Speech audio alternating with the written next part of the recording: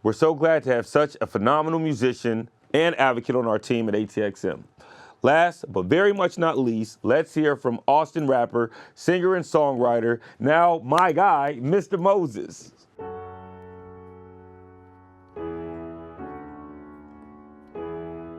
Yeah. Listen, I went from a 1-bedroom on the first floor with roaches to a 2-bedroom, a backyard and front porch. I could've popped 3 pills and called the shit quits, but then I saw my son's eyes and knew that life would be a gift. So I'm still here, painting a picture Picasso never finished. Your best is your next, and my canvas ain't got no limit. When I was born, I cried, the world rejoiced. So before I die, I'm making sure to leave you my voice. So I grew up here in Austin, Texas. Went to Crockett High School down the south. Grew up in the south side. And went to college in Louisiana. Went to Northwestern State on scholarship, partial scholarship. And then in 2010, I moved back here in Austin and just kind of figured out life for a little bit. 2012, went back to Texas State on a full ride scholarship for opera. So yeah, I've been in the singing world for my whole life. I want to say 2014, I left school and just started gigging around Austin, auditioned for a band a little bit later on in the years called The Capitol. And we've been together for 5 or 6 years now. Just joined another band called Dub Becky's. It's like a hip hop electro fusion band. And that band is doing really good as well. So yeah, I think I'm doing what I would have been doing with my degree, you know, so I finished another degree. But if you go to Texas State, you can see me on the side of a bus. I actually wasn't planning on going to a major college when I graduated high school. I was working at Goodwill, and that was it. Like right after high school, that was the only thing that I could think of was just start working, right? And then a teacher from a different high school who knew who I was through my choir teacher said, "We're about to take our kids to audition for this school. You should come and jump on the bus." So I said, all right, why not? Couldn't hurt. So I went and auditioned, and I just auditioned with a song that I had knew from high school. And they were like, all right, we would like to have you here, and we're gonna offer you this much to come here. And I said, hey, yo, Mom, is this a good idea? And she was like, hey, you got into a college, let's go. I had already been in the choir world, but then when you go there, you learn your solo ability, you know, and I didn't know that I was capable of doing solo stuff. There weren't too many people that looked like me, you know what I'm saying? So I just kind of had to blend in. I've always had that ability to just be friendly with whoever, you know, like I'm a people person. So going in there, I just kind of presented myself as, you know, the non-threatening Black man, you know, like everybody perceives you differently. You know, back then, I had a mini fro. Like the dreads weren't there just yet, so it was a little different. And I had like a skater guy vibe, you know. And after that, I said, let me just see what this is about. Keep going. And so when I left school, I came back, sat down and figured out life for a little while. And another opportunity presented itself, like you should go back to school.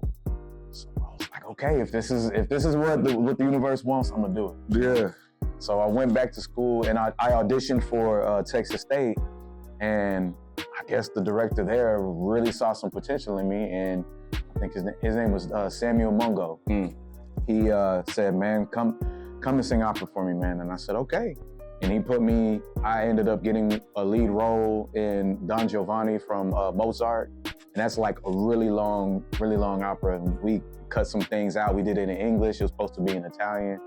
But like I've studied Italian, I've studied French, I've studied German. Like I can sing all these languages. This was back in 2012, 2013. That's you over there? Yeah. No dreads, all pro. Every city and every nation has its own. And with reputation.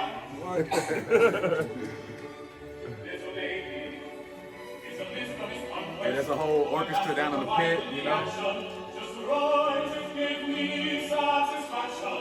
It's amazing. Come read it with me. It's amazing. Come read it with me. while I was in school, I still had this passion for hip hop. You know, like I love to rap. That was always my thing. So while I was in school, I was, you know, trying to write beats and you know, rap while I was there. I brought like a little mini microphone, had my little setup. And whenever I had a chance, when I wasn't doing homework, when I wasn't studying in school, I would just go home and just write. So having all those abilities, I tried to transition like what I learned from music theory into making beats. So like there was a time where I wasn't sampling as much. Now I sample a little more often, but I was always just trying to create my own thing from the ground up. And always having that ability landed me shows to perform with different artists around Austin. But there was always this, I don't know, I would say, like you said, like rappers are a dime a dozen, man. There was always this competitive feel with hip hop in Austin. You know, like everybody did it, and if you were doing it, you were a competition.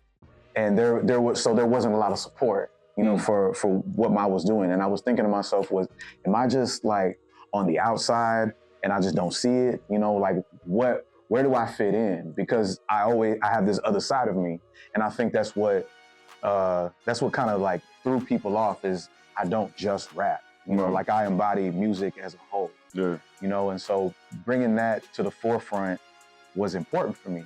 You know, and I just stayed true to myself. Yeah. You know, when you stay true to yourself, the doors open up. I'm sitting chilling, and I get tagged in a Facebook post about looking for a front man to audition for a funk band. Yeah. So I answered the post and said, hey, y'all looking for a singer? And they said, yeah. I went and auditioned, and they were like, yo, we would love to have you. And they wanted me to audition with Bruno Mars. Bro, I'm a bass baritone, and Bruno's a tenor. I don't sing that high, but I did the best I could, you know. And they were like, we'd love to have you. And so I said, okay, cool. And I also write music. So I presented them my music. And then now that's like one of the songs that everyone loves in the band. And it's all on Spotify. You can find that song. What's the name of the song? Summer Rain. I didn't get to where I am by saying I'm the shit 24/7. I believe it in my mind that I'm really good, you know, but that's really up to the proof of my work, you know? And the validation comes from being a part of so many different things and be able to perform those things. It was like, I want to liberate the people. I want to, you know, liberate people with my music and say, let my people go, because Austin's changed and I see so much better in the people that are here. Like, we could be doing better. We could be doing this and that. You know, it was never looking down on anybody. It was just, I want to uplift everybody to the fullest potential. Yeah. And so the name just kind of stuck. And then since then, I've just been being my authentic self through that name. Absolutely fantastic stuff. Being in the studio, it's always crazy, right? When you see something online, it's awesome, you get to look at it, but you don't get the full feeling. Being in the space, watching this guy create, watching him do opera, watching the opera videos, I'm like, what? There's no way. But absolutely, opera singer, singer in the choir, musician, as you saw, rapper, all the things. And so to be able to be around that's exactly what we're talking about. The reason why the community spoke up and said, hey, highlight Mr. Moses, is because how can you not be inspired, right? So I'm inspired, and I hope that all of you watching know how completely lucky and blessed you are to have someone like Moses, as well as all of the other musicians that live in this city. We're very lucky, and we hope that we were able to shine a little bit of light on some truly amazing musicians for this Black History Month episode. And with that, our special episode comes to an end.